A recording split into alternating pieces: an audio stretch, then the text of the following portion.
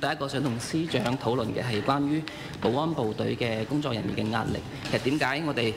勞工法我哋要有一個每週48小時嘅限制，就希望能夠係保障人員呢能夠有足夠嘅時間休息。但係實際上面而家現時呢，保安部隊呢有唔同嘅範疇，包括司警局，其實都好多同事佢可能佢工作時數可能已經超過咗呢個工作嘅時間，咁所以都希望可能喺員額制嘅限制之下縮減佢哋嘅工作時數，從而呢減輕佢哋嘅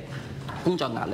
未來點樣去檢視而家呢保安部隊，無論係佢嘅工作時數也好，休假制度也好咧，希望能夠可以去完善，從而能夠可以咧提升到佢哋嘅士氣。保安人員對我哋嘅城市安全啊、防罪滅罪啊、防火通關、民防呢啲都係好重要嘅。咁而家工作多咗，任務難咗，咁佢哋人員壓力大咗，工作時間長咗。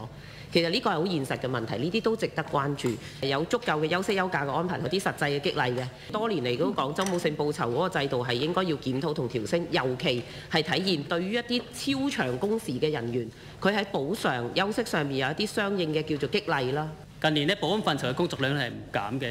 例如呢，喺海關方面，隨住本澳同埋內地互聯互通持續深化呢，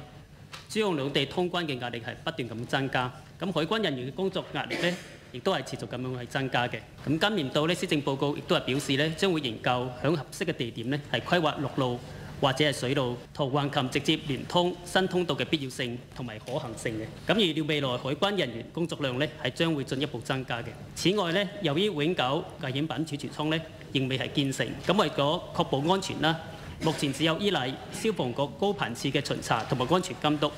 亦都增加咗相關人員嘅嗰個工作量嘅。咁喺呢度咧，想請問司長閣下，喺員額管理制度之下咧，係點樣疏解相關部門人員嘅工作壓力？我借呢個機會嚟，亦都對我哋全體嘅保安範疇嘅同事呢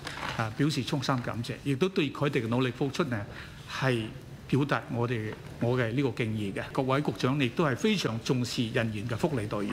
尤其係去休假方面嘅權利。各位局長呢，盡量係確保每個同事嘅休假。我哋亦都係非常關心我哋前線人員嘅呢個壓力問題。咁所以我哋喺呢個施政方針當中呢，去警務管理方面係講到柔性人民關懷嗰度。